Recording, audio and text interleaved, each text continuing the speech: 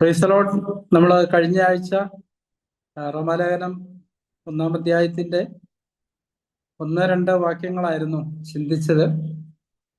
അതിൽ 2-ാമത്തെ വാക്യത്തോടുള്ള ബന്ധത്തിൽ, സുവിശേഷത്തോടുള്ള ബന്ധത്തിൽ, ലൂക്കോസിന്റെ സുവിശേഷം 2-ാം അധ്യായത്തില് ആട്ടിടയന്മാരുടെ അടുക്കൽ കർത്താവ് വന്ന് ദൂതന്മാര് വന്ന് പറയുന്നൊരു കാര്യമുണ്ട്. അതിങ്ങനാണ്.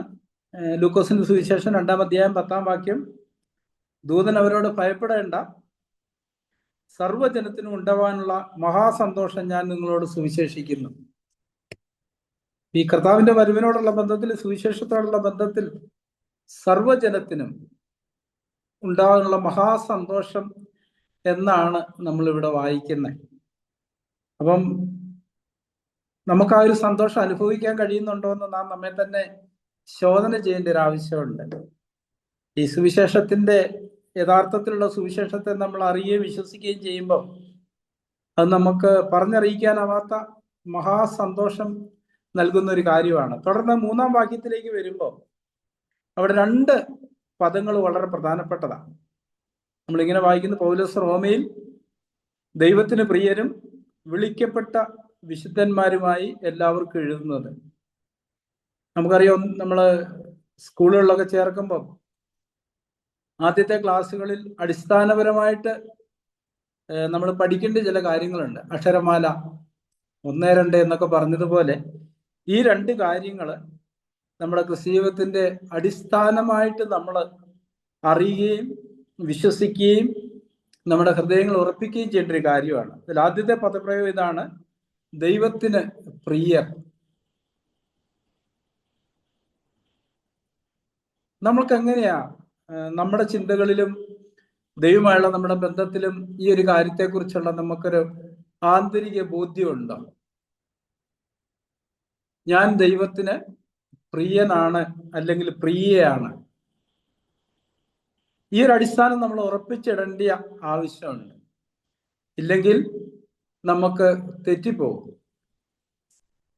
ഇപ്പൊ നമ്മൾ ദൈവത്തിന് പ്രിയരാണ് എന്നുള്ളൊരു കാര്യത്തെക്കുറിച്ച് നമുക്ക് നമ്മുടെ ഉള്ളിൽ ഒരു 100% ഉറപ്പ് വേണം. പലപ്പോഴും നമ്മൾക്കുണ്ടാകുന്ന ഒരു ഫീലിങ്, ഞാൻ ദൈവത്തിന് പ്രിയനാണ് എന്നുള്ള, അല്ലെ പ്രിയയാണെന്നുള്ള ഒരു ആന്തരിക ബോധ്യം നമുക്ക് പലപ്പോഴും ഉണ്ടാവാറില്ല. അതുകൊണ്ട് തന്നെ ഈ റോമയിലുള്ള വിശുദ്ധന്മാർക്ക് അപ്പോസ്തലൻ എഴുതുമ്പം അവരോട് പറയുകയാണ്, നിങ്ങൾ ദൈവത്തിന് പ്രിയരാണ്. എഫേസ്യ ലേഖനം 1-ാം അധ്യായം 17-ാമത്തെ വാക്യത്തിൽ നമ്മൾ മിക്കപ്പോഴും ചിന്തിക്കുന്നൊരു വാക്യമാണ്. എഫേസ്യർ 1:17 നമ്മൾ ഇങ്ങനെ വായിക്കുന്നു. അതിന്റെ 2-ാമത്തെ ഭാഗത്ത്, 18-ന്റെ 2-ാമത്തെ ഭാഗത്ത്, വിശുദ്ധന്മാരിൽ അവന്റെ അവകാശത്തിന്റെ മഹിമാധനം ഇന്നതെന്നും. നമ്മൾ അറിയേണ്ട ഈ 3 കാര്യങ്ങളെ കുറിച്ചാണ് പറയുന്നത്. നമ്മൾ എന്തിനു വേണ്ടി വിളിച്ചിരിക്കുന്നു, രണ്ടാമത് വിശുദ്ധന്മാരിൽ അവന്റെ അവകാശത്തിന്റെ മഹിമാധനം എന്താണെന്നുള്ളതിനെ കുറിച്ചും നമ്മൾ അറിയണമെന്നാണ് പറഞ്ഞിരിക്കുന്നത്.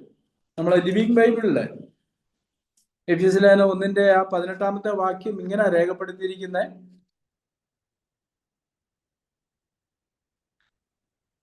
അതിന്റെ 2-ാമത്തെ ഭാഗത്ത്, I want you to realize that God has been made rich because we who are Christ have been given to him. ഇതിന്റെ വളരെ പ്രധാനപ്പെട്ട ഒരു കാര്യമാണ്. നമ്മളെ ലഭിച്ച വഴി കർത്താവ് സമ്പന്നനായി തീർന്നു. എന്നെ വളരെയധികം ഉറപ്പിച്ചൊരു കാര്യമായിരുന്നത്. പലപ്പോഴും നാം നമ്മളിലേക്ക് തന്നെ നോക്കി നിരാശപ്പെടുകയും ഭയപ്പെടുകയും സംശയിക്കുകയും ആകുലപ്പെടുകയും ദൈവം നമ്മളോട് പ്രിയരായിട്ടല്ല ഇടപെടുന്നത്, നേരെ മറിച്ച് എന്തോ ഒരു ശത്രുതയോടെ ഇടപെടുന്നു എന്നുള്ള പല ചിന്തകളും നമുക്ക് വരാറുണ്ട് നമ്മുടെ ചിന്തയിൽ. അതിന്റെ കാരണം നമ്മുടെ ക്രിസ്തീയത്തിൽ നമ്മൾ പരാജയപ്പെടുമ്പോഴാണ്. ദൈവത്തിന് വിരുദ്ധമായിട്ട് നമ്മൾ ചിന്തിക്കുകയും സംസാരിക്കുകയും പ്രവർത്തിക്കുകയൊക്കെ ചെയ്തു കഴിയുമ്പോൾ നാം ദൈവത്തിന്റെ ശത്രുപക്ഷത്ത് നിൽക്കുന്നു എന്നൊരു തോന്നല് എപ്പോഴും നമുക്ക് ഉണ്ടാവാറുണ്ട്. അതൊരു സത്യമാണ്. കൊലോസ്യ ലേഖനത്തിൽ അതിനെക്കുറിച്ച് അപ്പോസ്തലൻ എഴുതുമ്പം നമ്മളിങ്ങനെ വായിക്കുന്നുണ്ട്. കൊലോസ്യർക്ക് എഴുതിയ ലേഖനത്തിൽ അതിന്റെ 1-ാം അധ്യായത്തിൽ 21-22 വാക്യങ്ങൾ നമ്മൾ ഇങ്ങനെ വായിക്കുന്നത്: മുമ്പേ ദുഷ്പ്രവർത്തികളാൽ മനസ്സുകൊണ്ട് അകന്നവരും ശത്രുക്കളുമായിരുന്ന നിങ്ങളെ അവന്റെ മുമ്പിൽ വിശുദ്ധരും നിഷ്കളങ്കരും കുറ്റമില്ലാത്തവരായി നിർത്തേണ്ടതിന് അവൻ ഇപ്പോൾ തന്റെ ജഡശരീരത്തിൽ തന്റെ മരണത്താൽ നിരപ്പിച്ചു. അങ്ങനെയാണ് നമ്മൾ ദൈവത്തിന് പ്രിയരായി തീർന്നത്. നമ്മുടെ പ്രവൃത്തി കൊണ്ടല്ല, നമ്മുടെ ചിന്തകളും മനോഭാവങ്ങളും പ്രവൃത്തിയും നിമിത്തം നമ്മൾ ദൈവത്തിനെതിരായിരുന്നു. അതുകൊണ്ട് തന്നെ ആദ്യത്തെ സ്റ്റെപ്പ് ദൈവം തന്നെയാണ് വെച്ചത്. നമ്മളെ തേടി വന്ന് നമ്മളെ വീണ്ടെടുത്ത് ദൈവത്തിന്റെ മക്കളും അവകാശികളുമാക്കി തീർത്തു. ഇന്ന് നമ്മൾ അന്യന്മാരല്ല, പരദേശികളല്ല, ദൈവമായുള്ള ബന്ധത്തിൽ നമ്മൾ പ്രിയരാണ്. ഇത് നമ്മുടെ ബുദ്ധിയിൽ നിന്ന് നമ്മുടെ ഹൃദയത്തിലേക്ക് ഇറങ്ങി നമ്മളിത് വിശ്വസിക്കുന്നിടത്താണ് ഒരു വലിയ സ്വാതന്ത്ര്യത്തിലേക്ക് നമ്മൾ വരുന്നത്. ഇല്ലെങ്കിൽ നമ്മുടെ ക്രിസ്തീവിധം ഉയർച്ചകളും താഴ്ചകളും നിറഞ്ഞ ഒന്നായിരിക്കും. ചില സമയങ്ങളിൽ നമ്മൾ വളരെ ഉന്നത തലത്ത് നിൽക്കുന്ന പോലെ നമുക്ക് തോന്നും നമ്മുടെ ഫീലിങ്ങുകളിൽ. ചില സമയത്ത് നമ്മൾ ഒത്തിരി ആഴത്തില് വീണ് കിടക്കുന്ന പോലെ നമുക്ക് തോന്നാറുണ്ട്. അതിന്റെ കാരണം വിശ്വാസത്താൽ ഈ കാര്യം നമ്മൾ വ്യക്തമായിട്ട് ഉൾക്കൊണ്ടിട്ടില്ല എന്നുള്ളതാണ് അതിന്റെ കാരണം. ഇത് ഉൾക്കൊള്ളുന്നിടത്താണ് നമുക്ക് ആ ഒരു ആന്തരിക ധൈര്യവും ബോധ്യവും വരുന്നത്. കർത്താവ് യേശുക്രിസ്തുവിലുള്ള ദൈവസ്നേഹത്തിൽ നിന്ന് എന്നെ വേർതിരിപ്പാൻ ഒന്നിനും കഴിയല്ല എന്ന് അപ്പോസ്തലൻ പറയുന്നിടത്ത് റോമലേഖന 8-ാം അധ്യായത്തില് അതിന്റെ 39-ാമത്തെ വാക്യം നമ്മൾ ഇങ്ങനെ വായിക്കുന്നു: ഉയരത്തിനോ ആഴത്തിനോ. നമ്മുടെ വ്യക്തിപരമായ ഫീലിങ്ങിനോട് ബന്ധപ്പെട്ട് നമുക്ക് ചിന്തിക്കാം. ഇന്ന് ഞാൻ ഉയർന്ന തലത്തിൽ നിൽക്കുന്നു എന്ന് എനിക്ക് തോന്നുമ്പോഴോ, നാളെ ഞാൻ അഗാധതയിൽ വീണ് കിടക്കുന്നു തോന്നുമ്പോഴോ, ക്രിസ്തുവിന്റെ സ്നേഹം എന്നോട് കൂടി അന്നേരം ഉണ്ട് എന്നുള്ളൊരു ആന്തരിക ബോധ്യം എനിക്ക് ആവശ്യമുണ്ട്. നമ്മളൊരു പാട്ടിൽ ഇങ്ങനെ പാടാറില്ലേ: അനാഥനല്ല ഞാൻ ഇനി അനുഗ്രഹ അവകാശിയായി, അനാദി നിർണയപ്രകാരം എന്നെയും വിളിക്കയാൽ. ഇവിടെ നമ്മൾ മനസ്സിലാക്കേണ്ട ഒരു കാര്യം, വിളി നമ്മുടെ ഇഷ്ടമായിരുന്നില്ല, നേരെ മറിച്ച് ദൈവം നമ്മളെ വിളിച്ചതാണ്. നമുക്കറിയാം, യാക്കോബിനെയും ഏശാവിനെയും കുറിച്ച് പറയുമ്പം നമ്മൾ ഇങ്ങനെ വായിക്കുന്നുണ്ട്: കുട്ടികൾ ജനിക്കുകയോ നന്മയോ തിന്മയോ ഒന്നും ചെയ്യുന്നതിന് മുമ്പ് തന്നെ ഞാൻ മൂത്തവനെ തള്ളിക്കളഞ്ഞ് ഇളയവനെ കൈക്കൊണ്ടിരിക്കുന്നു ദൈവം പറയുന്നുണ്ട്. അപ്പം ഇന്ന് രാത്രികാലം സഹോദരന്മാരെ നമ്മൾ ഒരു ചെറിയ കൂട്ടമായി ഇങ്ങനെ ഒന്നിച്ചായിരിക്കുന്ന സമയത്ത് ആന്തരികമായിട്ട് നമുക്ക് വേണ്ടി ഒരു ബോധ്യം, ഞാൻ വഴിതെറ്റി ഇവിടെ വന്ന ഒരാളല്ല. ലോകസ്ഥാപനത്തിന് മുമ്പ് പിതാവാം ദൈവം ക്രിസ്തുവിൽ എന്നെ കാണുകയും എന്നെ തെരഞ്ഞെടുക്കുകയും ദൈവത്തിന് പ്രിയപ്പെട്ടവനായിട്ട് എന്നെ കൈക്കൊള്ളുകയും ചെയ്തൊരു വ്യക്തിയാണ് എന്നുള്ളൊരു ആന്തരിക ബോധ്യം നമുക്ക് ആവശ്യമുണ്ട്. ആ ഒരു ബോധ്യത്തിന്മേലെ നമ്മുടെ ക്രിസ്തീയം നമുക്ക് പണിയാനായിട്ട് കഴിയത്തുള്ളൂ.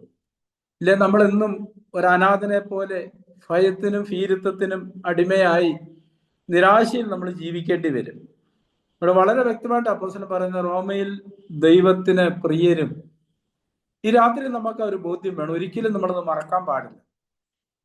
നമ്മൾ ദൈവത്തിന് സ്തോത്രം ചെയ്യുമ്പം ഇത് പറഞ്ഞു തന്നെ നമുക്ക് ദൈവത്തിന് സ്തോത്രം ചെയ്യാൻ കഴിയണം. കർത്താവേ, പിതാവേ, നീ പുത്രനിൽ എന്നെ പ്രിയനായിട്ട് തെരഞ്ഞെടുത്തതിനായിട്ട് ഞാൻ ദൈവത്തെ സ്തുതിക്കുന്നു എന്ന് പറഞ്ഞു തന്നെ നമ്മൾ ദൈവത്തെ സ്തുതിക്കുന്ന ഒരാത്മാവിൽ ജീവിക്കേണ്ട ഒരു ആവശ്യമുണ്ട്. ഇത് വളരെ പ്രധാനപ്പെട്ട കാര്യമാണ്. നമ്മൾ ഒരിക്കലും മറക്കരുത്. നമ്മുടെ ഹൃദയത്തിന്റെ പലകയിൽ ഇത് എഴുതേണ്ട ഒരു ആവശ്യമുണ്ട്. ഞാൻ ദൈവത്തിന് പ്രിയപ്പെട്ടവനാണ്, പ്രിയപ്പെട്ടവളാണെന്നുള്ള ആ ഒരു ബോധ്യം. ആ ബോധ്യത്തിന്മേലെ ദൈവത്തിന് നമ്മുടെ ജീവിതത്തിൽ മറ്റു പണികൾ ചെയ്യാനായിട്ട് കഴിയത്തുള്ളൂ. രണ്ടാമത്തെ പദപ്രയോഗം വിശുദ്ധന്മാരുമായ എല്ലാവർക്കും എഴുതുന്നത്. ഇവിടെ നമ്മൾ വിശുദ്ധന്മാരെന്ന് പറയുമ്പോൾ നമ്മൾ എപ്പോഴും പറയാറുണ്ട് നമ്മുടെ വീണ്ടെടുപ്പിന്റെ 3 തലങ്ങളെ കുറിച്ച്: ആത്മാവിലുള്ള വീണ്ടെടുപ്പ്, ദേഹിയുടെ വീണ്ടെടുപ്പ്, ശരീരത്തിന്റെ വീണ്ടെടുപ്പ്. ഇവിടെ ആത്മാവിന്റെ വീണ്ടെടുപ്പിനോടുള്ള ബന്ധത്തിലാണ് നമ്മളെ വിളിക്കപ്പെട്ട വിശുദ്ധന്മാരെന്ന് പറയുന്നത്. ഇപ്പം കൊരിന്ത്യർക്ക് ലേഖനം എഴുതുമ്പോൾ 1 കൊരിന്ത്യ ലേഖനത്തില് അപ്പോസ്തലൻ ഇങ്ങനെ അവർക്ക് എഴുതിയിരിക്കുന്നത് 1 കൊരിന്ത്യർ ലേഖനം 1-ാം അധ്യായത്തില്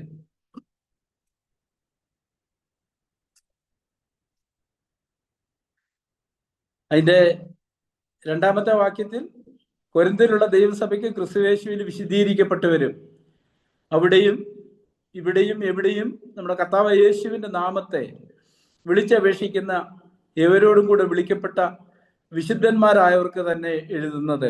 തുടർന്ന് 4-ാം വാക്യത്തിലേക്ക് വരുമ്പോൾ നമ്മൾ ഇങ്ങനെ വായിക്കുന്നു, 4 മുതലുള്ള വാക്യങ്ങളിൽ, നിങ്ങൾക്ക് ക്രിസ്തുയേശുവിൽ നൽകപ്പെട്ട ദൈവകൃപ നിമിത്തം ഞാൻ എൻ്റെ ദൈവത്തിന് നിങ്ങളെ കുറിച്ച് എപ്പോഴും സ്തോത്രം ചെയ്യുന്നു. ക്രിസ്തുവിന്റെ സാക്ഷ്യം നിങ്ങളിൽ ഉറപ്പായിരിക്കുന്ന പോലെ അവനിൽ നിങ്ങൾ സകലത്തിലും, വിശേഷാൽ സകല വചനത്തിലും സകല പരിജ്ഞാനത്തിലും സമ്പന്നരായി തീർന്നു. ഇങ്ങനെ നിങ്ങൾ ഒരു കൃപാവരത്തിലും കുറവില്ലാത്തവരെ നമ്മുടെ കർത്താവ് യേശു ക്രിസ്തുവിന്റെ പ്രത്യക്ഷത കാത്തിരിക്കുന്നു. നമ്മുടെ കർത്താവ് യേശു ക്രിസ്തുവിന്റെ നാളിൽ കുറ്റമില്ലാത്തവരായിരിക്കേണ്ടതിന് അവൻ നിങ്ങളെ അവസാനത്തോളം ഉറപ്പിക്കും. തന്റെ പുത്രനും നമ്മുടെ കർത്താവും ആ യേശു ക്രിസ്തുവിന്റെ കൂട്ടായ്മയിലേക്ക് നിങ്ങളെ വിളിച്ചിരിക്കുന്ന ദൈവം വിശ്വസ്തൻ എന്ന് പറഞ്ഞിട്ട് 6-ാം അധ്യായത്തിൽ വരുമ്പോൾ നമ്മൾ വീണ്ടും 9 വാക്യങ്ങൾ ഇങ്ങനെ വായിക്കുന്നത്. ഇവിടെ നമ്മൾ വായിച്ചൊരു കാര്യം, ഒരു കുറവില്ലാത്തവരായിട്ട് നിങ്ങൾ കർത്താവിന്റെ വരവ് കാത്തിരിക്കുന്ന വിളിക്കപ്പെട്ട വേർതിരിക്കപ്പെട്ട വിശുദ്ധന്മാരാണെന്ന് പറഞ്ഞിട്ട് 9-ാം വാക്യത്തിലേക്ക് വരുമ്പോൾ നമ്മൾ വായിക്കുന്ന, അന്യായം ചെയ്യുന്നവർ ദൈവരാജ്യം അവകാശമാക്കുക ഇല്ല എന്ന് അറിയുന്നില്ലയോ? നിങ്ങളെ തന്നെ വഞ്ചിക്കാതിരിപ്പീൻ. ദുർനടപ്പുകാർ, വിഗ്രഹാരാധികൾ, വ്യഭിചാരികൾ, സ്വയഭോഗികൾ, പുരുഷകാമികൾ, കള്ളന്മാർ, അത്യാഗ്രഹികൾ, മദ്യപന്മാർ, വായുഷ്ഠാണക്കാർ, പിടിച്ചുപറിക്കാർ എന്നിവർ ദൈവരാജ്യം അവകാശമാക്കിയില്ല. നിങ്ങളും ചിലർ ഈ അവക്കാരായിരുന്നു എങ്കിലും നിങ്ങൾ കർത്താവായ യേശുക്രിസ്തുവിന്റെ നാമത്തിലും നമ്മുടെ ദൈവത്തിന്റെ ആത്മാവിനാലും നിങ്ങളെ തന്നെ കഴുകി ശുദ്ധീകരണവും നീതീകരണവും പ്രാപിച്ചിരിക്കുന്നു. അപ്പൊ നമ്മളിവിടെ മനസ്സിലാക്കേണ്ട ഒരു കാര്യം, റോമാൽ ഏതൊക്കെ ഭാഗത്താണേലും എല്ലാ ലേഖനങ്ങളും നമ്മൾ നോക്കുമ്പോൾ അതിന്റെ ആരംഭത്തിൽ ഈ ഒരു പദപ്രയോഗം കാണാനായിട്ട് കഴിയും, വിശുദ്ധന്മാർക്ക്. അവിടെ വിശുദ്ധന്മാരെന്ന് പറയുമ്പോൾ നമ്മൾ മനസ്സിലാക്കേണ്ട ഒരു കാര്യം, നമ്മുടെ കഴിഞ്ഞ കാല പാപങ്ങളെല്ലാം ക്ഷമിക്കപ്പെട്ട് ദൈവത്തിന്റെ പരിശുദ്ധാത്മാവിനാലും യേശുക്രിസ്തുവിന്റെ രക്തത്താലും ദൈവവചനത്താലും കഴുകപ്പെട്ട് ഒരു പുതിയ സൃഷ്ടിയായി തീർന്ന വ്യക്തിയെക്കുറിച്ചാണ് വിളിക്കപ്പെട്ട വിശുദ്ധന്മാർ എന്ന് പറഞ്ഞിരിക്കുന്നത്. ആത്മാവിൽ നമ്മളെ വീണ്ടും ജനിപ്പിച്ചു, ശോഭിതമായൊരു നീതിവസ്ത്രം നമ്മളെ ധരിപ്പിച്ചു, നമ്മളെ നീതീകരിച്ചു. ഇതുവരെ ഒരു പാപം ചെയ്യാത്തൊരു വ്യക്തിയെ പോലെ പിതാവിന്റെ മഹത്വത്തിനായിട്ട് നമ്മളെ ഓരോരുത്തരെയും കൈക്കൊണ്ടു. ആ നിലയിൽ നമ്മൾ വിശുദ്ധന്മാരാണ്. അവിടെ നമുക്ക് കാര്യമായിട്ടൊന്നും ചെയ്യാനുണ്ടായിരുന്നില്ല. നമ്മൾ വിശ്വസിച്ചു എന്നുള്ള ഒരു വാക്യം മാത്രമേ നമുക്കിവിടെ പറയാൻ പറ്റത്തുള്ളൂ. നമ്മളെക്കുറിച്ചുള്ള ആ രക്ഷയുടെ വചനം നമ്മൾ കേട്ടപ്പം നമ്മൾ അതിനോട് പ്രതികരിച്ചു, നമ്മുടെ പാപങ്ങളെക്കുറിച്ച് അനുദപിച്ചു, ഏറ്റുപറഞ്ഞ് ഉപേക്ഷിച്ചു. ഇനിയും കർത്താവെ, നിന്നെ എൻ്റെ കർത്താവായി സ്വീകരിച്ച് ഞാൻ ജീവിക്കാൻ നിന്റെ പിന്നാലെ ഇറങ്ങി പുറപ്പെടുന്നു എന്ന് പറഞ്ഞുകൊണ്ട് നമ്മൾ കർത്താവിന്റെ പിന്നാലെ ആരംഭിക്കുമ്പം നമ്മളെ വിളിക്കപ്പെട്ട വിശുദ്ധന്മാരെന്നാണ് പറയുന്നത്. നമുക്കറിയാം, മിസ്രൈമിൽ നിന്നുള്ള വീണ്ടെടുപ്പിനോടുള്ള ബന്ധത്തിൽ ഇസ്രായേലിനെ കുറിച്ച് ചിന്തിക്കുമ്പോൾ അവര് കുഞ്ഞാടിന്റെ രക്തത്താൽ വീണ്ടെടുക്കപ്പെട്ടവരായിരുന്നു. ആ രക്തം അവരുടെ വാതിൽക്കട്ടളുമേലും കുറുമ്പടിമേലൊക്കെ പരട്ടി അവരെ അതിൻ്റെ ഉള്ളിലിരുന്നപ്പം സംഹാരകൻ അവരെ കടന്നുപോയി. അങ്ങനെ അവർ വീണ്ടെടുക്കപ്പെട്ടു. അങ്ങനെ വീണ്ടെടുക്കപ്പെട്ട ഒരു കൂട്ടമാണ് മിസ്രൈമിൽ നിന്ന് പുറപ്പെട്ടത്, കനാനിലേക്കുള്ള യാത്ര ആരംഭിച്ച്. അവരെ ദൈവത്തിന്റെ മക്കളെന്നും ദൈവത്തിന്റെ സഭയെന്നും ദൈവത്തിന്റെ കാന്തയെന്നും എല്ലാം നമുക്ക് വിശേഷിപ്പിക്കുന്ന കാണാൻ കഴിയും. പക്ഷേ തുടർന്ന് നമ്മൾ വായിക്കുന്നേ, എങ്കിലും അതിൽ മിക്ക പേരിലും ദൈവം പ്രസാദിച്ചില്ല. ഈ വിളിക്കപ്പെട്ട തിരഞ്ഞെടുക്കപ്പെട്ട വ്യക്തികളോടുള്ള ബന്ധത്തിലാണ് പറയുന്നത്. അപ്പൊ ഞാൻ പറഞ്ഞു വരുന്നൊരു കാര്യം, നമ്മളെ വിശുദ്ധന്മാരെന്ന് വിളിക്കുമ്പം ദൈവത്തിന്റെ ഭാഗത്ത് നിന്ന് നോക്കുമ്പം തന്റെ പൊറുമയിൽ മുൻ കഴിഞ്ഞ പാപങ്ങളെ അവൻ ശിക്ഷിക്കാതെ വിടുക മാത്രമല്ല, നമ്മളെ നീതിമാന്മാരാക്കി തീർക്കുകയും കൂടെ ചെയ്തിട്ടുണ്ട്.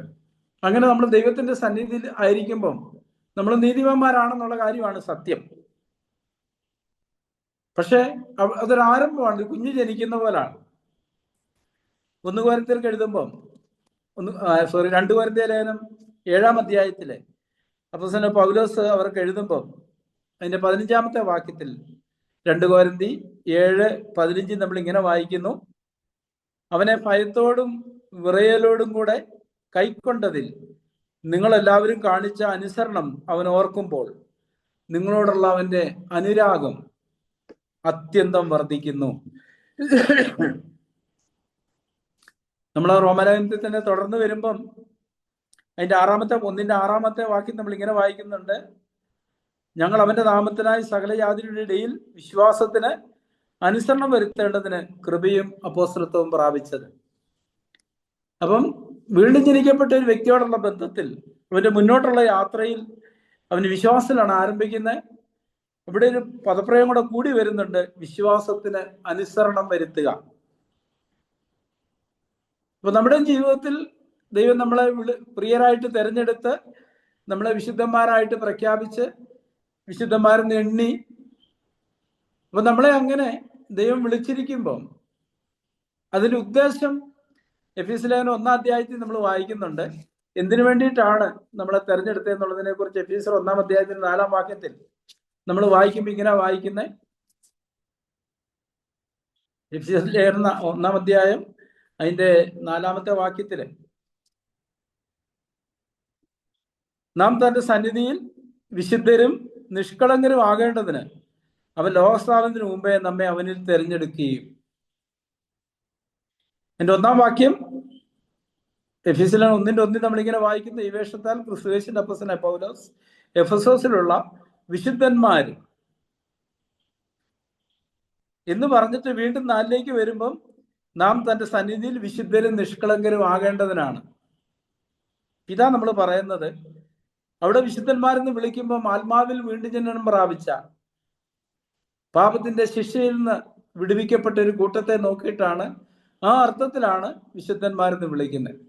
പക്ഷെ തുടർന്ന് 4 വാക്യത്തിൽ പറയുന്നു: നാം തന്റെ സന്നിധിയിൽ വിശുദ്ധരും നിഷ്കളങ്കരും ആകേണ്ടതിനാണ് അവൻ ലോകസ്ഥാപനത്തിന് മുമ്പേ നമ്മെ അവനിൽ തിരഞ്ഞെടുത്തതെന്ന് നമ്മൾ വായിക്കുന്നത്. ഇത് 2ാം ഘട്ടം നമ്മുടെ ജീവിതത്തിൽ സംഭവിക്കേണ്ട ആവശ്യകതയെ കുറിച്ചാണ് പറയുന്നത്. ഈ വിശ്വാസത്തിന്റെ അനുസരണം വരുന്ന വഴി നമ്മളെ തന്നെ കഴുകുന്ന ഒരവസ്ഥയെ കുറിച്ച് അവിടെ നമുക്ക് വായിക്കാൻ കഴിയുന്നത്. 1 യോഹന്നാൻ 1 അതിന്റെ 7 വാക്യത്തിൽ 1 യോഹന്നാൻ 1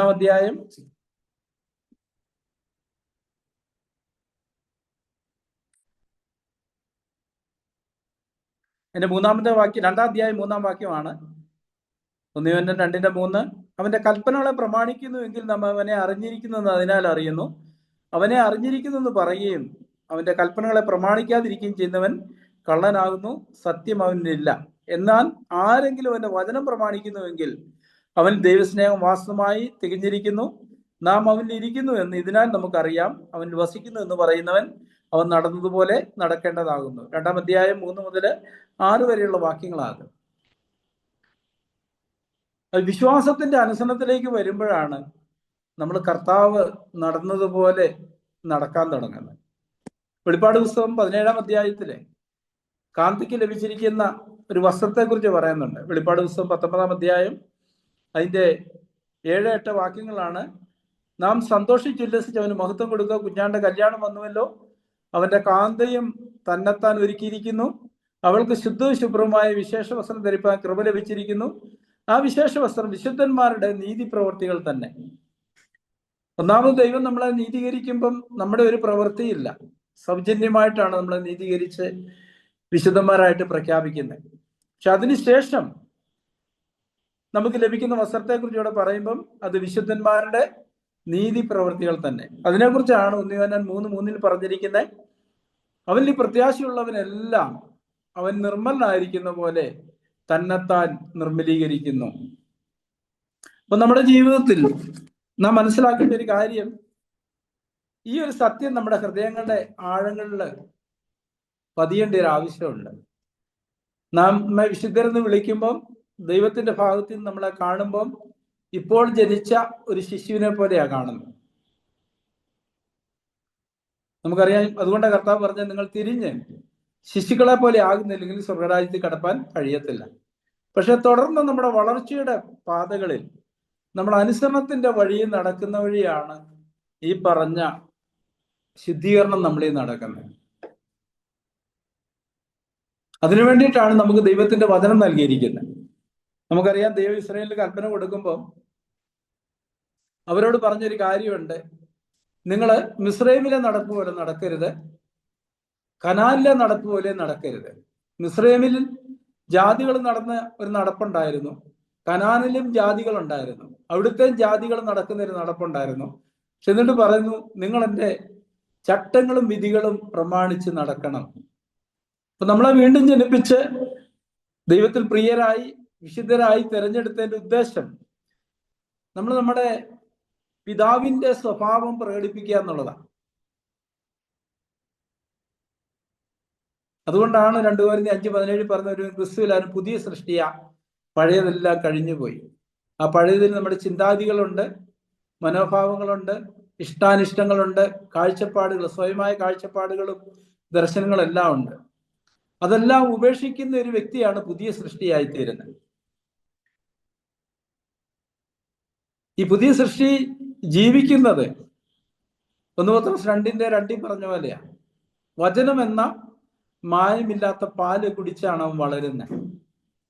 അവൻ എപ്പോഴും അവന്റെ ജീവിതത്തിലുള്ള ബന്ധത്തിൽ എന്ത് കാര്യങ്ങൾ ചെയ്യാൻ തീരുമാനിക്കുമ്പോഴും അവൻ വചനവുമായിട്ടാണ് അതിനെ താരതമ്യപ്പെടുത്തി നോക്കുന്നത്. വചനം ഇതെന്നെ അനുശാസിക്കുന്നുണ്ടോ, അംഗീകരിക്കുന്നുണ്ടോ, അതോ വചനം ഇതിന് വിരുദ്ധമാണോ? മറ്റേ നമ്മൾ അങ്ങനെ ആയിരുന്നില്ല. ഒരു കാലത്ത് നമ്മൾ നടന്നത് ജഡത്തിനും മനോവികാരങ്ങൾക്കും അനുസരണമായി ചെയ്തുകൊണ്ട് പ്രകൃതിയാൽ കോപത്തിന്റെ മക്കളായിരുന്നു. നാം നമ്മുടെ തന്നെ കാഴ്ചപ്പാടും ദർശനം ഇഷ്ടങ്ങളും അനുസരിച്ചാണ് നടന്നത്. പക്ഷെ നമ്മളെ വീണ്ടും ജനിപ്പിച്ചിരിക്കുന്നത് നമ്മുടെ ഇഷ്ടം ചെയ്യാനല്ല, നമ്മളെ അയച്ചവന്റെ ഇഷ്ടം ചെയ്യാനാണ്. ഈ ആദ്യത്തെ ഘട്ടത്തിൽ നമ്മൾ ദൈവത്തിന് പ്രിയരാണെന്നും നമ്മുടെ പാപങ്ങളെല്ലാം കഴുകപ്പെട്ട് ശുദ്ധീകരിക്കപ്പെട്ട് ദൈവം എന്നെ കൈക്കൊണ്ടിരിക്കുന്നുള്ള ഒരു ആന്തരിക ബോധ്യത്തിൽ നമ്മൾ നിൽക്കുകയും തുടർന്ന് മുന്നോട്ടുള്ള യാത്രയിൽ ദൈവത്തിന്റെ ആത്മാവിനെ അനുസരിച്ച് നടക്കുകയും ചെയ്യുന്ന വഴിയാണ് ഒരു ദൈവിക പൂർണ്ണതയിലേക്ക് നമ്മൾ വരുന്നത്. അപ്പൊ അതിനു വേണ്ടിയിട്ടാണ് നമുക്ക് ദൈവത്തിൽ ഒത്തിരി കൽപ്പനകൾ തന്നിരിക്കുന്നത്. നമുക്കറിയാം, പഴയ നിയമകാലത്തെ കൽപ്പനകൾ ഇസ്രായേൽ അനുസരിച്ചിരുന്നത് ശിക്ഷയെക്കുറിച്ചുള്ള ഭയം കൊണ്ടാണ്. എന്നാൽ പുതിയ നിയമ ഇസ്രായേൽ ഈ കൽപ്പന അനുസരിക്കുന്നതിന്റെ കാരണം ദൈവസ്നേഹത്തിന്റെ നിർബന്ധം കൊണ്ടാണ്. സാക്രർ ഒരു മെസ്സേജിൽ പലപ്പോഴും ഇങ്ങനെ പറയാറുണ്ട്, എൻ്റെ പേടി ദൈവം എന്നെ മുറിപ്പെടുത്തുമെന്നല്ല, ഞാൻ ദൈവത്തെ മുറിപ്പെടുത്തുമെന്ന എൻ്റെ പേടി. എന്ന് പറഞ്ഞാൽ ദൈവത്തിന് നമ്മൾ പ്രിയരാണ്.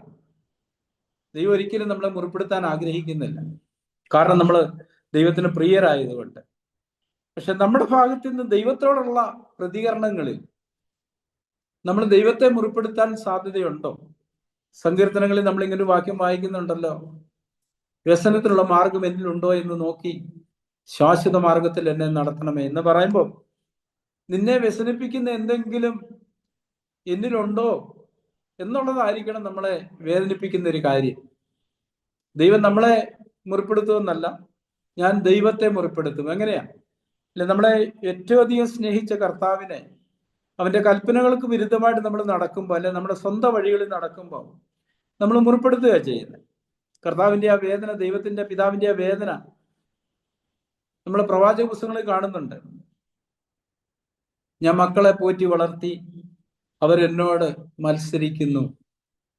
കൊരിന്ത്യർ അപ്പോസ്തലൻ പറഞ്ഞൊരു കാര്യം, നിങ്ങളുടെ അനുസരണം ഓർക്കുമ്പോൾ അവന് നിങ്ങളോടുള്ള അനുരാഗം വർദ്ധിക്കുന്നെന്നാ പറഞ്ഞിരിക്കുന്നത്.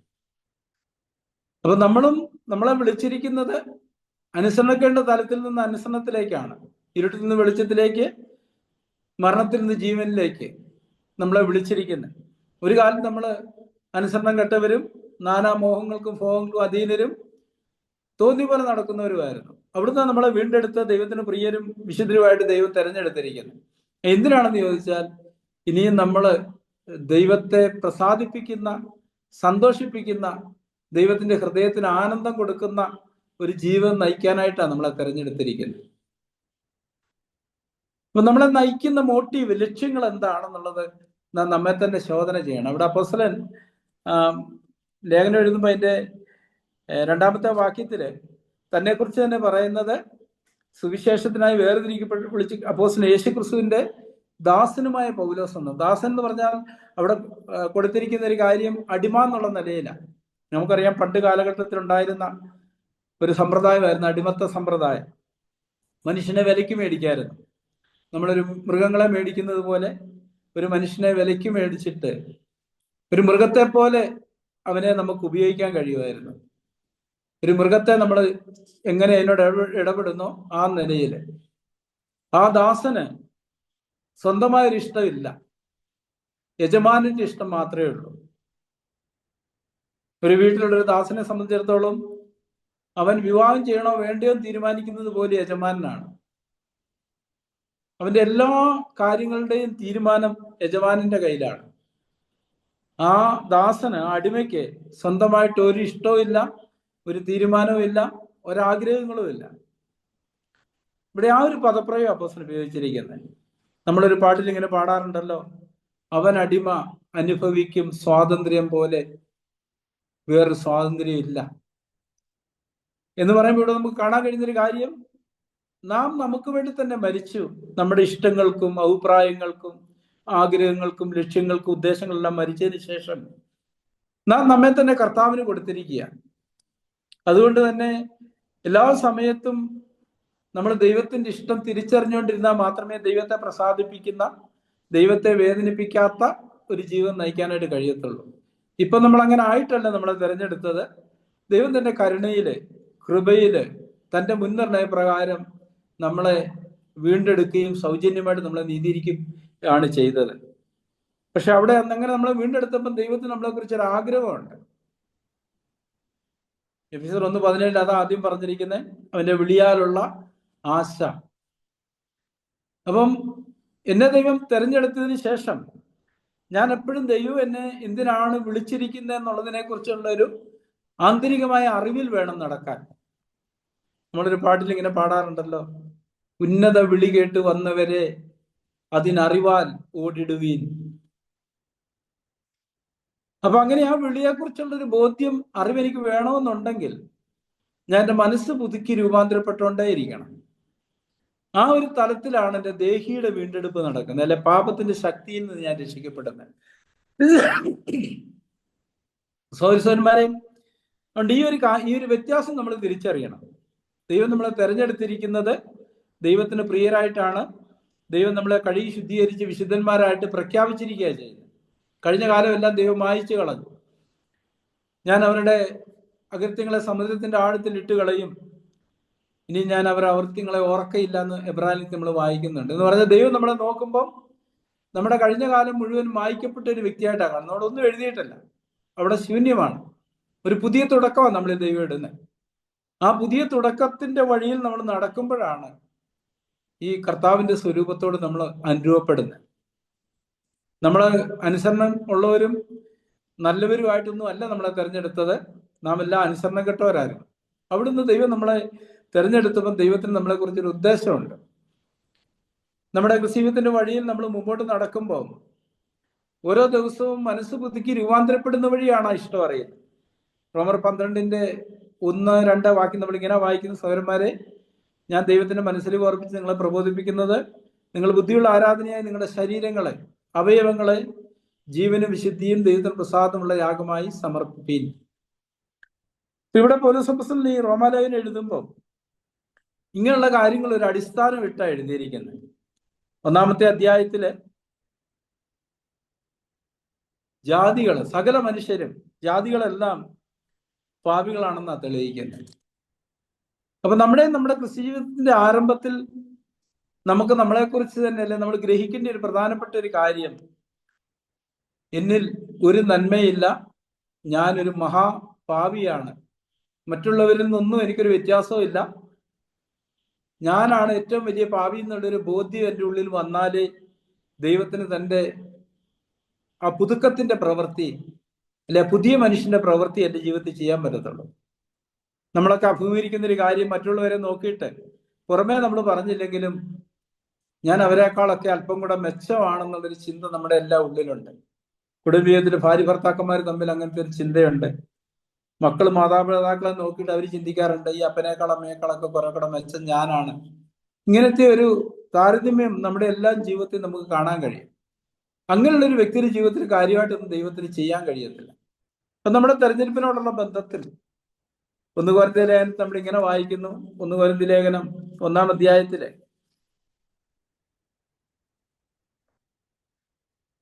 അതിന്റെ 26 മുതലുള്ള വാക്യം നമ്മൾ ഇങ്ങനെ വായിക്കുന്നു. സഹോദരന്മാരെ, നിങ്ങളുടെ വിളിയെ നോക്കുവിൻ. ലോകാഭിപ്രായ പ്രകാരം ജ്ഞാനികളെ അറിയില്ല, ബലവാന്മാരെ അറിയില്ല, കുലീനന്മാരെ അറിയില്ല. ജ്ഞാനികളെ ലജ്ജിപ്പിക്കാൻ ദൈവം ലോകത്തിൽ ഭോഷത്വമായി തിരഞ്ഞെടുത്തു. ബലമുള്ളതിനെ ലജ്ജിപ്പിക്കാൻ ദൈവം ലോകത്തിൽ ബലഹീനമായി തിരഞ്ഞെടുത്തു. ഉള്ളതിനെ ഇല്ലായ്മയാക്കുവാൻ ദൈവം ലോകത്തിൽ കുലഹീനവും നികൃഷ്ടവും ഏതുമില്ലാത്തതും തിരഞ്ഞെടുത്തു. ദൈവസന്നിധിയിൽ ഒരു ജഡവും പ്രശംസിക്കാതിരിക്കേണ്ടതിന് തന്നെ. ദൈവത്തിന് മുമ്പാകെ ചെല്ലുമ്പം നമുക്കുണ്ടാകേണ്ട ഒരു മനോഭാവം, ഞാനാണ് ഏറ്റവും വലിയ പാപി. പൗലോസ് പറയുന്നുണ്ട് ഒരു ഭാഗത്ത്, ആ പാപികളിൽ ഞാൻ ഒന്നാമൻ. പക്ഷെ പൗലോസ് ലേഖനം എഴുതി ഇങ്ങനെ എഴുതി, ന്യായപ്രമാണ പ്രകാരം എന്നെ വിധിച്ചാൽ എന്നിലൊരു കുറ്റവും നിങ്ങൾക്ക് കണ്ടെത്താൻ കഴിയത്തില്ല. ന്യായപ്രമാണ പ്രകാരം ഞാൻ അനിന്യനാണ്. പക്ഷെ ആ മനുഷ്യൻ എന്റെ ആന്തരിക കണ്ണ് തുറന്ന് കർത്താവിനെ കണ്ടു കഴിഞ്ഞപ്പോൾ താൻ പറയാണ്, ഞാനാണ് ഏറ്റവും വലിയ പാപി. അവിടെ പാപി എന്ന് പറയുമ്പം 10 കൽപ്പനകള് അനുസരിക്കുന്നതിൽ താൻ വിശ്വസ്തനായിരുന്നു. 10ാമത്തെ കൽപ്പന മാത്രമേ അനുസരിക്കാനായിട്ട് തനിക്ക് കഴിയാതിരുന്നുള്ളൂ. പക്ഷെ അതുപോലും പുറമേ ഉള്ളവർക്ക് തിരിച്ചറിയാൻ പറ്റാത്തൊരു കാര്യമായിരുന്നു. കൂട്ടുകാരന്റെ യാതൊന്നും മോഹിക്കരുത്. ബാക്കി 9 കൽപ്പനയോടുള്ള ബന്ധത്തിലും ഞാൻ അനിന്യനാണ്. ന്യായപ്രമാണത്തിന്റെ നീതി സംബന്ധിച്ച് അനിന്യനാണ്. ന്യായപ്രമാണത്തിന് ദൈവം എന്ത് പ്രതീക്ഷിച്ചതിന് അതെല്ലാം പൂർത്തീകരിച്ചവനാണെന്ന് പറയുന്ന പൗലോസ് അപ്പോസ്തലനാണ് ദൈവികമായ യഥാർത്ഥ ദർശനം കണ്ടു കഴിയുമ്പം ഞാൻ ആ പാപികളിൽ ഒന്നാമനാണെന്ന് പറയാൻ ഇടയായി തീർന്നത്. ഇല്ല, നമ്മളൊക്കെ പലപ്പോഴും നമ്മുടേതായിട്ടുള്ള പല കാര്യങ്ങളിലും പ്രശംസിക്കാറുണ്ട്. ഈ 1 കൊരിന്ത്യർ 1:26 വാക്യങ്ങളിൽ ദൈവം വളരെ വ്യക്തമായിട്ട് പറയുന്ന ഒരു കാര്യം, 27-ാം വാക്യത്തിൽ ദൈവം തെരഞ്ഞെടുത്തത് ജ്ഞാനികളെ ലജ്ജിക്കുവാൻ ദൈവം ലോകത്തിൽ ഭോഷത്വമായി തെരഞ്ഞെടുത്തു എന്ന് പറഞ്ഞാൽ നമ്മള് ഭോഷന്മാരായി നമ്മളെ തെരഞ്ഞെടുത്തു എന്ന് അതിന്റെ അർത്ഥം. രണ്ടാമത് പറയുന്നത്, ബലമുള്ളതിനെ ലജ്ജിക്കുവാൻ ദൈവം ലോകത്തിൽ ബലഹീനമായി തെരഞ്ഞെടുത്തു. ഉള്ളതിനെ ഇല്ലായ്മയാക്കുവാൻ ദൈവം ലോകത്തിൽ കുലഹീനവും നികൃഷ്ടവും ഏതുമില്ലാത്തതും തെരഞ്ഞെടുത്തു. നമ്മുടെ തെരഞ്ഞെടുപ്പിനെ നോക്കുമ്പം നമ്മൾ ഇതിനോട് യോജിക്കുന്നുണ്ട് ആന്തരികമായിട്ട്? അതോ നമ്മൾ പറയുകയാണെന്ന് വിചാരിക്കുക, ഇത് ഇത്ര എഴുതിയിരിക്കുന്ന പോലൊന്നും സത്യമല്ല, ഞാൻ അങ്ങനൊന്നും അത്ര മോശക്കാരനായിരുന്നില്ല നമ്മൾ ചിന്തിക്കുന്നെങ്കിൽ അതൊരു വഞ്ചനയാണ്. നമ്മൾ യഥാർത്ഥത്തിലുള്ള ഒരു ദൈവിക പണിക്ക് വേണ്ടി നമ്മൾ ഒരുങ്ങിയിട്ടില്ലെന്നുള്ളതാണത് കാണിക്കുന്ന ഒരു കാര്യം. സാഗ്ദാർ തന്റെ മെസ്സേജുകളിൽ ഒരിക്കലും ഇങ്ങനെ ചോദിച്ചു, ഒരു വീട് ഇരിക്കുന്ന സ്ഥലത്ത് ഒരു ബിൽഡിങ് പണിയുന്നതാണോ, ഒരു വീടില്ലാത്തൊരു സ്ഥലത്ത് പുതിയൊരു വീട് പണിയുന്ന ഏതാ എളുപ്പം? നമുക്കറിയാം, ഒരു വീടിരിക്കുന്ന സ്ഥലത്തൊരു വീട് പണിയണമെങ്കിൽ നിലവിലുള്ളത് ആദ്യം അടിച്ച് പൊളിച്ച് അവിടുന്ന് മാറ്റിയാലേ നമുക്ക് പുതിയൊന്നും തുടങ്ങാൻ പറ്റത്തുള്ളൂ. അപ്പൊ നമ്മുടെ എല്ലാം ക്രിസ്ത്യ ജീവിതത്തിൽ നമ്മൾ അഭിമുഖീകരിക്കുന്ന ഒരു വലിയ അപകടം ഇതാണ്. ഞാൻ ഏറ്റവും വലിയ പാപിയാണെന്ന് അംഗീകരിക്കുന്നത് ഒരു ബിൽഡിംഗ് ഇല്ലാത്തൊരു നിലം പോലെയാണ്. അവിടെ പണിയാൻ എളുപ്പമാണ്. പക്ഷേ ഞാൻ അങ്ങനല്ല എന്ന് എന്നെക്കുറിച്ച് തന്നെ ചിന്തിക്കുകയും എനിക്ക് എന്തൊക്കെയോ മെച്ചങ്ങളുണ്ടെന്ന് ചിന്തിക്കുകയും ചെയ്യുന്നിടത്ത് ദൈവത്തിന്റെ പ്രവൃത്തി ആരംഭിക്കാൻ പറ്റത്തില്ല. അത് അടിച്ച് തകർത്ത് പൊടിച്ചവിടുന്ന് വാരിക്കളഞ്ഞാലേ ദൈവികമായ ഒരു പ്രവൃത്തി ഇവിടെ ആരംഭിക്കത്തുള്ളൂ. സാത്താൻ പലപ്പോഴും നമ്മളെ ഇങ്ങനെ വഞ്ചിക്കുന്നത്. നമ്മൾ യഥാർത്ഥത്തിലുള്ള ഒരു ദൈവിക ദർശനത്തിലേക്ക് വരുന്നിടത്താണ് നമുക്ക് നമ്മളെക്കുറിച്ച് തന്നെ അങ്ങനെയുള്ള ഒരു ചിന്താഗതി ഉള്ളവരായിട്ട് തീരുന്നത്. കഴിഞ്ഞ ദിവസം വയനാട് ചർച്ചിൽ പോയപ്പം അവിടെ ഒരു മോൻ ഇങ്ങനെ ഒരു പാട്ട് പാടി, ചെറിയവനാക്കണമേ ദൈവമേ എന്നെ ചെറിയവനാക്കണമേ.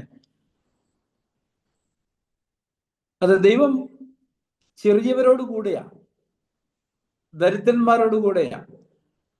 അല്ലെ, നമ്മളത് വായിക്കുന്നുണ്ട്. അവൻ ദരിദ്രന്മാർക്ക് വാരി വിതറി കൊടുക്കുന്നു, സമ്പന്നന്മാരെയോ വെറും കൈയോടെ അയച്ചു കളയുന്നു.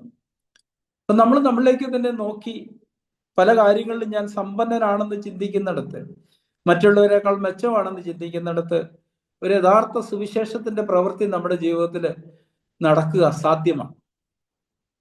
എപ്പം നമ്മള് ഞാനൊരു സീറോ ആണ് കർത്താവേ, സാഗ്ദാർ നിരന്തരമായിട്ട് പറയുന്നൊരു കാര്യമാണ്, ഞാനൊരു പൂജ്യമാണെന്ന് അംഗീകരിക്കുന്നിടത്തിൽ നിന്നാണ് ദൈവം തന്റെ പ്രവൃത്തി ആരംഭിക്കുന്നത്. ഞാൻ ആണ് പാപികളിൽ ഒന്നാമൻ, എനിക്ക് പ്രശംസിക്കാൻ ഒന്നുമില്ല എന്നുള്ള ഒരു ആന്തരിക ബോധ്യം നമ്മുടെ ഉള്ളിലുണ്ടോ? ഇത്ര എളുപ്പമുള്ളൊരു കാര്യമല്ല അത്. നമ്മളെല്ലാം ആരംഭിക്കുമ്പോൾ ഒത്തിരി ഉയർന്ന തലത്തിൽ നിന്നാണ് നമ്മൾ ആരംഭിക്കുന്നത്. പക്ഷെ ദൈവം നമ്മുടെ കണ്ണ് തുറക്കുമ്പോഴാണ് നമ്മൾ കൂടുതൽ കൂടുതൽ കൂടുതൽ കൂടുതൽ താഴേക്ക് പോയിക്കൊണ്ടിരിക്കുന്നത്. നാം എത്ര അധികം നമ്മളെ തന്നെ താഴ്ത്തുന്നോ അത്രയധികം ദൈവം നമ്മുടെ ഉള്ളിൽ ഒരു പ്രവൃത്തി ചെയ്തുകൊണ്ടേയിരിക്കും. പക്ഷെ നമ്മൾ താഴ്ത്താൻ വിസമ്മതിക്കുന്നിടത്ത് ഒരു ദൈവിക പ്രവൃത്തി നമ്മളിൽ തുടരാനായിട്ടുള്ള സാധ്യതയില്ല. പിന്നീട് എപ്പം നമ്മൾ വീണ്ടും നമ്മളെ തന്നെ താഴ്ത്തുന്നു, അവിടെ ആ പ്രവൃത്തി വീണ്ടും പുനരാരംഭിക്കത്തുള്ളൂ. അപ്പൊ നമ്മൾ എന്തുകൊണ്ടാണ് നമ്മുടെ ക്രിസ്തീയ ജീവിതത്തിൽ ദൈവം ആഗ്രഹിക്കുന്ന ഒരു അളവിലേക്കില്ല, നമ്മൾ തന്നെ ആഗ്രഹിക്കുന്ന ഒരു അളവിലേക്ക് വളരാതിരിക്കുന്നു എന്ന് ചോദിച്ചാൽ, ഈ പറഞ്ഞതുപോലെ ദൈവിക സത്യങ്ങളെ കുറിച്ചുള്ള ഒരു ആന്തരിക ബോധ്യം നമ്മളിൽ ഇല്ലാത്തത് കൊണ്ടാണ്. പിന്നെ രാത്രി അതുകൊണ്ട് തന്നെ നമ്മൾ ഒന്നിച്ചായിരിക്കുമ്പം ഈ രണ്ട് കാര്യങ്ങൾ നമ്മുടെ ഹൃദയങ്ങളിൽ നമുക്ക് ഉറപ്പിച്ചെഴുതാം. ഒന്നാമത്തെ കാര്യം നമ്മൾ വായിച്ചതുപോലെ റോമർ 1:3 വാക്യം, ഒന്നാമത് ഞാൻ ദൈവത്തിന് പ്രിയനാണ്, അല്ലെ പ്രിയയാണ്. ദൈവം എന്നെ നോക്കുന്നത് ഒരു മാതാവ് ഇപ്പോൾ ജനിച്ച എന്റെ കുഞ്ഞിനെ നോക്കുന്ന പോലെയാണ്. നമ്മളിങ്ങനെ വായിക്കുന്നുണ്ട്, ഒരമ്മ തന്റെ കുഞ്ഞിനെ മറക്കുമോ? മറന്നാലും ഞാൻ നിന്നെ മറക്കത്തില്ല. കാരണം ദൈവം നമ്മളെ വീണ്ടെടുത്തൊരു വലിയ വില കൊടുത്തിട്ടാണ്. നമ്മളത് വായിക്കുന്നുണ്ട്. പൊന്ന വെള്ളി മുതലായ അഴിഞ്ഞു വന്ന വസ്തുക്കളെ കൊണ്ടല്ല, ക്രിസ്തു എന്ന നിർദോഷവും നിഷ്കളങ്കവും കുഞ്ഞാടിന്റെ വിലയേറിയ രക്തം, സ്വന്തം ജീവൻ എന്നെ വീണ്ടെടുക്കാനായിട്ടാണ് കർത്താവ് കൊടുത്തത്. ഞാൻ കർത്താവിന് അത്രയും പ്രിയപ്പെട്ടവനായതുകൊണ്ടാണ് കർത്താവ് അത് ചെയ്തത്. നമുക്ക് ഓരോരുത്തർക്കും ആ ഒരു ആന്തരിക ബോധ്യത്തിന്റെ ആവശ്യമുണ്ട്. ഞാൻ ദൈവത്തിന് പ്രിയനാണ്. നമ്മൾ ദൈവത്തിന്റെ മുഖത്തേക്ക് നോക്കുമ്പോൾ, ദൈവത്തിലേക്ക് അടുത്ത് ചെല്ലുമ്പോൾ, ഞാൻ പലപ്പോഴും ചിന്തിച്ചിട്ടുണ്ട്, കൊച്ചു പിള്ളേരൊക്കെ നമ്മൾ അപ്പനും അമ്മയൊക്കെ എവിടെയെങ്കിലും പുറത്തൊക്കെ പോയി മടങ്ങി വരുമ്പം അവർ മണ്ണൊക്കെ വാരി കളിച്ചോണ്ടായിരിക്കും ഇരിക്കുന്നത്. പക്ഷെ അവരതെല്ലാം മറന്ന് ഓടി വന്ന് നമ്മളെ കെട്ടിപ്പിടിക്കാറുണ്ട്. ആ മണ്ണ് പറ്റിയ കൈകൊണ്ട് ഓടി വന്ന് നമ്മളെ കെട്ടിപ്പിടിക്കും. കാരണം എന്താ? അവരുടെ ഉള്ളിലൊരു ബോധ്യമുണ്ട്, എൻ്റെ അപ്പൻ അമ്മയ്ക്ക് ഞാൻ പ്രിയയാണ്, അല്ലെ പ്രിയനാണ്. അവൻ തന്നെത്താൻ മറന്നല്ലേ, അവള് തന്നെത്താൻ മറന്നാ ഓടി വരുന്നത്, അപ്പ അമ്മ എന്ന് വിളിച്ചോണ്ട് ഓടി വരുന്നത്. നമ്മൾ ദൈവസന്നിധിയിൽ ആയിരിക്കുമ്പോൾ സഹോദരന്മാരെ, അങ്ങനത്തെ ഒരു ഹൃദയമാണ് നമുക്കുള്ളത്? അതോ നമുക്ക് ഭയവും ആകുലവും സംശയവും ഭീതിയൊക്കെയാണ്? നമുക്ക് ദൈവമായിട്ടൊരു യഥാർത്ഥ നിരപ്പുണ്ട്. നമ്മൾ റോമർ 5 ഇങ്ങനെ വായിക്കുന്ന, വിശ്വാസത്താൽ നീതീകരിക്കപ്പെട്ടിട്ട് നമ്മുടെ കർത്താവ് യേശുക്രിസ്തു മൂലം നമുക്ക് ദൈവത്തോട് സമാധാനമുണ്ട്.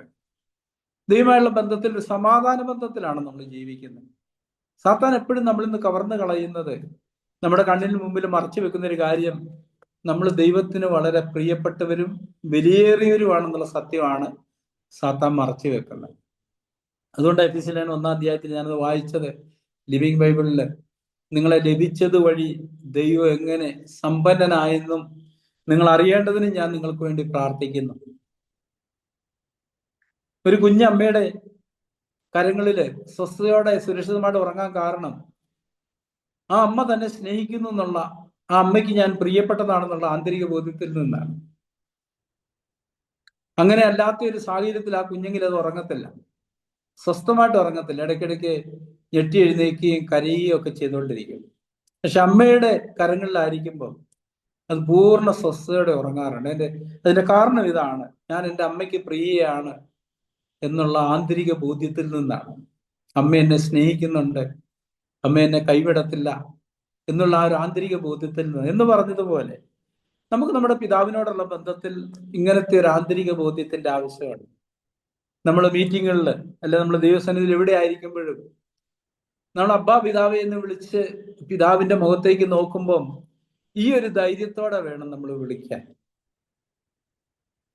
ആദ്യം ആ പാട്ടിന്റെ വരികൾ പറഞ്ഞതുപോലെ, അനാഥനല്ല ഞാനിനി അനുഗ്രഹ അവകാശിയാണ്, അനാദി നിർണയപ്രകാരം എന്നെയും വിളിക്കാൻ, വിനാശമില്ലെനിക്കിനി അനാമയം വസിച്ചിടാം, ഇതെന്ത് ഭാഗ്യം യേശുനാഥനോട് ചേർന്ന് ഞാനിതാ. അപ്പൊ ദൈവത്തിന് പ്രിയനായ ഒരു വ്യക്തിക്ക് മാത്രമേ അത് ആത്മാർത്ഥമായിട്ട് പാടാനായിട്ട് കഴിയത്തുള്ളൂ. കർത്താവിന്റെ കണ്ണുകളിലേക്ക് നോക്കി, മുഖത്തേക്ക് നോക്കി, ആ പിതാവ് നൽകുന്ന സുരക്ഷിതത്തിലും സന്തോഷത്തിലും ആനന്ദത്തിലും ആ ഒരു പാട്ട് പാടണമെന്നുണ്ടെങ്കിൽ നമ്മൾ ദൈവത്തിന് പ്രിയരാണെന്നുള്ള ആ ഒരു ബോധ്യം നമ്മുടെ ഉള്ളിൽ ആവശ്യമുണ്ട്. ഇന്നത്തെ നമ്മുടെ ഈ ഒരു മീറ്റിങ്ങിലായിരിക്കുമ്പോൾ ഞാൻ പറഞ്ഞു, ഈ രണ്ട് കാര്യങ്ങളിൽ നമുക്കൊരു ബോധ്യത്തിന്റെ ആവശ്യമുണ്ട്. ഒന്ന്, ഞാൻ ദൈവത്തിന് പ്രിയനാണ്, പ്രിയയാണ്. രണ്ടാമത്, ഞാൻ വിളിക്കപ്പെട്ട ഒരു വിശുദ്ധനാണ്. ഈ രണ്ട് കാര്യങ്ങൾ ഇന്ന് രാത്രി നമ്മുടെ ഹൃദയങ്ങളിൽ ആഴത്തിൽ എഴുതാനായിട്ട് നമുക്ക് ദൈവത്തിന്റെ പരിശുദ്ധാത്മാവിനോട് പ്രാർത്ഥിക്കാൻ സഹോദരന്മാരെ. ഇതാണ് നമ്മളെ മുന്നോട്ട് കുതിക്കാൻ വേണ്ട ഊർജവും ധൈര്യവും എല്ലാം നമുക്ക് തരുന്നത്. മടുത്തു പോകാതെ ഓടാനും ക്ഷീണിച്ചു പോകാതെ നടക്കാനും ഒക്കെയുള്ള ഊർജം ഈ ബോധ്യങ്ങളിൽ നിന്ന് നമുക്ക് കിട്ടേണ്ടത്. അങ്ങനെ ആ ബോധ്യം കിട്ടിക്കഴിഞ്ഞാൽ ഒരു പ്രത്യേകത, കർത്താവിനോടൊപ്പം ആയിരിക്കുക എന്നുള്ളത് നമുക്ക് വളരെ സന്തോഷകരമായ കാര്യമായിരിക്കും.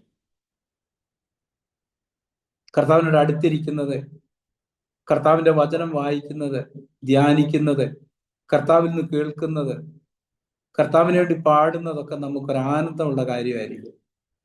പക്ഷെ ഒരു ബോധ്യം നമുക്കില്ലെങ്കിൽ നമുക്കൊരു ഭാരമായിരിക്കും ഇത്. നമ്മൾ ആന്തരികമായിട്ട് അസമാധാനത്തിലും അസംതൃപ്തിയിലും ഭാരത്തിലും ആകുലതയിലും നിരാശയിലും ഒരു ശൂന്യതാബോധത്തിലായിരിക്കും നമ്മൾ നടക്കുന്നത്. പക്ഷെ ഈ ബോധ്യമുള്ള ഒരു വ്യക്തിയെ സംബന്ധിച്ചിടത്തോളം അവന്റെ ഉള്ളു മുഴുവൻ നിറഞ്ഞ സന്തോഷം കൊണ്ടാവും നടക്കുന്നത്. ഈ ലോകത്തിന്റെ സന്തോഷം വിലയില്ലാത്തതാണെന്ന് അവന് വളരെ പെട്ടെന്ന് തിരിച്ചറിയാൻ കഴിയും. കർത്താവിനോട് കൂടി ഇരിക്കുന്നതാണ് കൂട്ടുകാരോടുകൂടി ഇരിക്കുന്നതിനേക്കാൾ വളരെയേറെ ആനന്ദപ്രദമെന്ന് കണ്ടെത്തിയിട്ട് ആ കൂട്ടുകെട്ടൊക്കെ വിടാനായിട്ട് ഇടയായി തീരുന്ന അതിന്റെ അടിസ്ഥാനത്തിലാണ്.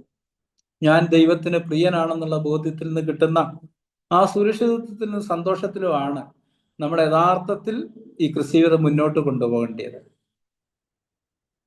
അതുകൊണ്ട് നമുക്ക് ഈ രണ്ട് കാര്യങ്ങൾ ഗൗരവത്തോടെ എടുക്കാം. ഞാൻ ദൈവത്തിന് പ്രിയനാണ്, വിളിക്കപ്പെട്ട ഒരു വിശുദ്ധനാണ്. കഴിഞ്ഞകാല പാപങ്ങളെല്ലാം ക്ഷമിക്കപ്പെട്ടു, കഴുകപ്പെട്ടു, മറക്കപ്പെട്ടു.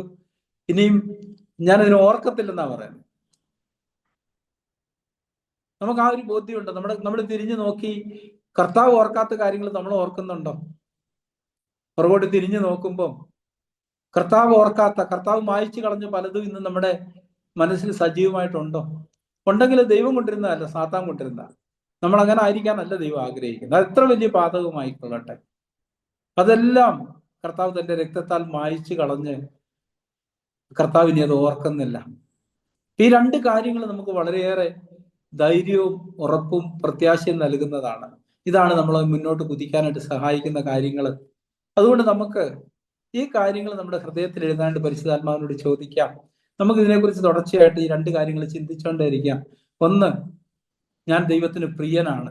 അത് വളരെ നമ്മളെ രൂപാന്തരപ്പെടുത്തുന്ന ഒരു യാഥാർത്ഥ്യമാണ്. ആ ഒരു ബോധ്യം, ആ ഒരു അറിവ്, അത് നമ്മളെ ആകപ്പാടെ മാറ്റുന്ന ഒന്നാണ്. നമ്മുടെ ഹൃദയത്തെ സന്തോഷം കൊണ്ട് നിറയ്ക്കുന്നതാണ്. അതുകൊണ്ട് ഇന്ന് രാത്രി ഈ കാര്യങ്ങൾ ചെയ്യാനായിട്ട് നമുക്ക് പരിശുദ്ധാത്മാവിനോട് പ്രാർത്ഥിക്കാം. നമുക്ക് ഒന്നിച്ച് പ്രാർത്ഥിക്കാം. സ്വർഗ്ഗസ്ഥനായ ഞങ്ങളുടെ പിതാവേ, നന്ദിയോടെ അടികളങ്ങെ സ്തുതിക്കുന്നു. അങ്ങ് സ്വർഗീയ മഹിമകളെ വെടിഞ്ഞ് ഈ താണ ലോകത്തിൽ ഈ ഹീനരും ബുദ്ധിഹീനരും നികൃഷ്ടതും ഏതുമില്ലാത്തതും തേടി വന്നല്ലോ കർത്താവേ. ആ സ്നേഹത്തെ അറിയുവാൻ അടികളുടെ ഹൃദയങ്ങളെ തുറക്കണമെന്ന് പ്രാർത്ഥിക്കുന്നു. കർത്താവെ, അങ്ങയ്ക്ക് അടികൾ പ്രിയരാണെന്നുള്ള ഒരു ബോധ്യത്തിൽ എപ്പോഴും അവിടുത്തെ കണ്ണുകളിലേക്ക് നോക്കി, അവിടുത്തെ മുഖത്തേക്ക് നോക്കി അങ്ങോട്ട് ചേർന്ന് നടപ്പാൻ തക്കവണ്ണം വിശ്വാസത്തിലും ധൈര്യത്തിലും അടികളുടെ ഹൃദയങ്ങളെ ഉറപ്പിക്കണമെന്ന് പ്രാർത്ഥിക്കുന്നു. തിരിഞ്ഞു നോക്കുമ്പം അടികള് ഒരു പാട്ടി പാടുന്ന പോലെ പിമ്പിലുള്ളതിനെ മറന്ന് മുമ്പിലുള്ളതിനായിട്ട് ആഞ്ഞും കൊണ്ടെന്ന് പാടുന്നത് പോലെ സാത്താൻ പുറകിലുള്ള കാര്യങ്ങളെ ഉയർത്തിപ്പിടിക്കുമ്പോൾ അതിനെ അവഗണിക്കാനും അതിനെ തള്ളിക്കളയാനും തക്കവണ്ണം വിശ്വാസവും ധൈര്യമുള്ളവരാക്കി അടികളെ തീർക്കണമെന്ന് പ്രാർത്ഥിക്കുന്നു. അടികളുടെ മുഴുവൻ ഹൃദയവും അടികളുടെ ലക്ഷ്യത്തിൽ ഉറപ്പിപ്പാൻ അടികളെ സഹായിക്കണം കർത്താവ്. അങ്ങ് നിർമ്മലനായിരിക്കുന്ന പോലെ അടികളെ തന്നെ നിർമ്മലീകരിച്ച് അതുവഴി ലഭിക്കുന്ന സന്തോഷത്തിലും സമാധാനത്തിലും ജീവിച്ച് അവിടെ നാമത്തെ മഹത്വപ്പെടുത്തത്തക്കവണ്ണം അടികളുടെ മേലെ കരുണ കാണിക്കണമെന്ന് പ്രാർത്ഥിക്കുന്നു. അതിനായിട്ട് അടികളെ തന്നെ അവിടുത്തെ പാദപീഠത്തിൽ അർപ്പിക്കുന്നു. അടികളുടെ പ്രാർത്ഥന കേട്ടതിനായി സ്തോത്രം. യേശുവിന്റെ നാമത്തിൽ ചോദിക്കുന്നു പിതാവ്.